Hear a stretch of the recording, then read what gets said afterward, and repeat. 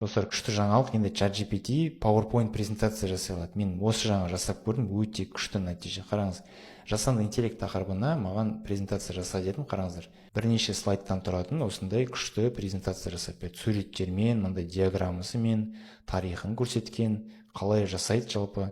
Ол қалай жасайды десеңіз, неге осылай сапалы болып шықты десеңіз, ол адам сияқты сайттарға барды, бұл тақырыпты зерттеді, сол тақырып бойынша презентация жасады. Өте керемет. Қазір көрсетемін қалай жасайтын, мен сізге бәрін көрсетемін, тыңдаңыздар.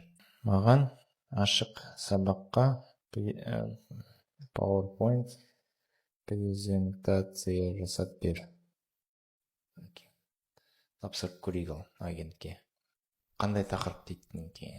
Мен айтам, мысалы, жасанды интеллект тақырыбына. Қазір жасанды интеллект тақырыбын зерттеп, соған презентация жасап беремін дейді, алла керек болса. Көрсетеді қалай істеп жатқанын. Интернетте мақалаларда тауып, ақпарат жинап жатыр ашық сабаққа. Адамның жасайтын жұмысын жасап жатыр ғой, былайша айтқанда. Бірақ адам ағылшынша түсінбеуі мүмкін. Мынау ағылшынша іздейді, ол үлкен плюс. Себебі ағылшынша ақпарат интернетте өте көп. Қазақша сен көп ақпарат таба алмайсың.